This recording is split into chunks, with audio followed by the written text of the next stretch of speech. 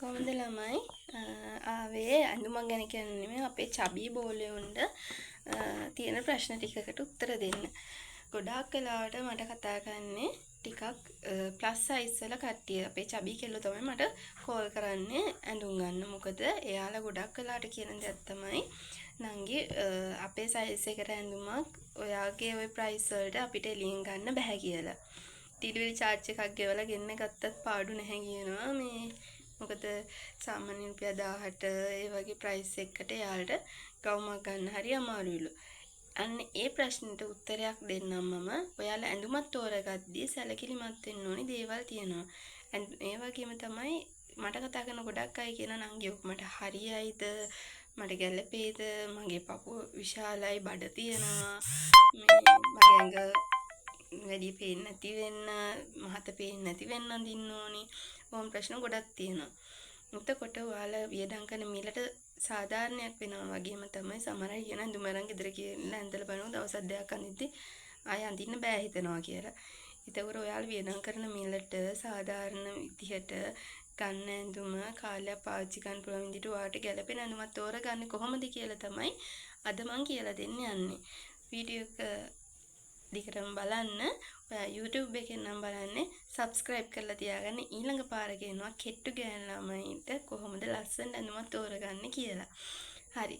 එහෙනම් දැන් බලන්න අපේ චබී ගෑන ළමයින්ට චබී බෝලේ වුණා ලස්සනයි dark colors. ලා පාට වල ඇඳහම බබෝ ඔයාගේ බඩ ගොඩක් ලොකුයි නම් ඔයාගේ බඩ කැපිලා පේන්න ගන්නවා. ඒක නිසා ඔයාගේ බඩ කවර් කරගන්න වගේම ඔයාගේ ඉන්න දෙපැත්ත ෂේප් එක කියන්නේ ලස්සන ෆිගර් එකක් පේන්න ඔයාට හොඳයි තද පාට කළු තද අලු තද කොළ පාට තද නිල් පාට රතු කියන්නේ රතු එකත් හොඳයි මෙරුන් වගේ ටිකක් තද මෙරුන් කලර් එකක් වගේ චොක්ලට් කලර්ස් තද තැඹිලි පාට ඒ වගේ තද පාටවල ලස්සනයි ලයිට් කලර්ස් අඳිනවට වඩා ලයිට් කලර්ස් උත් අඳින්න ඉතින් අපි ඒවත් අඳින්න ඕනේ අඳින්න හැබැයි වට වැඩිපුර ලස්සනයි තද පාටවල ඒ වගේ තමයි ඉරි තියෙන ඇඳුම්. ඒකෙත් හරහට ඉරි තියෙනව නෙමෙයි කෙනෙන් අතට ඉරි තියෙන ඇඳුම් අඳින්න. ඒකනොත් ඔයාගේ ෆිගර් එක ලස්සනට පෙන්නනවා. මහත අඩු කරලා පෙන්නනවා. හොඳද?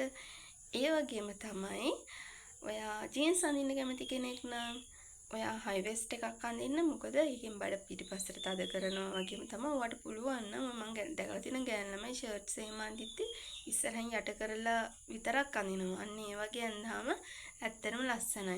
ඒ වගේම ගවුම් අඳිනකොට ගොඩක් ටයිට් ඒවා අඳින්නත් එපා. ගොඩක් ලොකු ඒවා අඳින්නත් එපා. කෙනෙක් හිතනවා ටයිට් එකට ඇඳුම් මාව තව ටිකක් පොඩිවට පෙනේ කියලා. ඒ වගේම තමයි තව කෙනෙක් හිතනවා ලොකුවට ඇඳුම් මගේ ඇඟ කවර් වෙනවා. මගේ මහත පේන්නේ නැහැ කියලා. එහෙම නැහැ.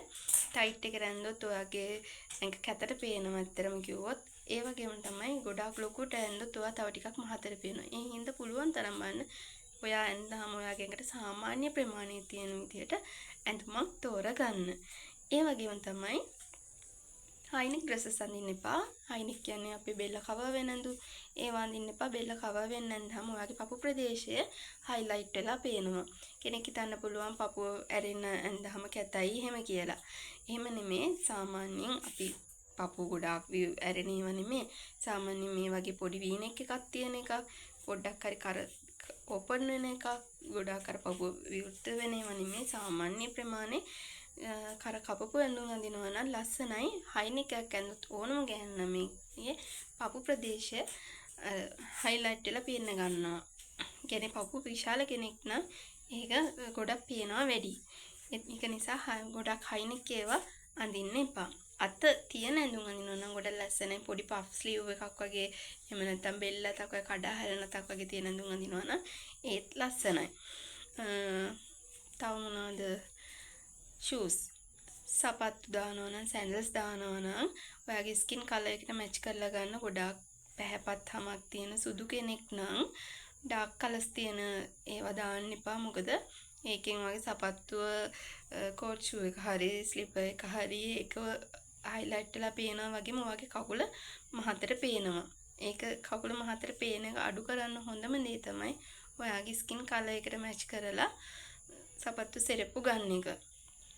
තව මොනවාද මම හිතන්නේ ඔක්කොම වැදගත්ම දේ අන්ඩර්ගාමන්ට්ස් යූස් කරද්දී ගොඩක් ලොකු ඒවා අඳින්න එපා.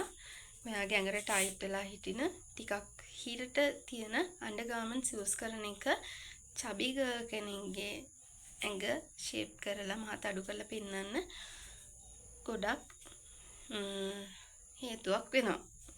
එහෙම කියමුකෝ. ඒක නිසා අන්ඩර්ගාමන්ට්ස් අඳිනකොට අන්ඩර්ගාමන්ට්ස් යූස් කරනකොට ඔයාගේ අන්ඩර්වෙයර් යට ඇඳුම් ඔයාගේ ඇඟට ටයිට් වෙන විදිහේ ඇඟට ෆිට වෙන විදිහේ ඒවා පාවිච්චි කරන්න. මම හිතනවා මම ගොඩක් දේවල් කිව්වා කියලා.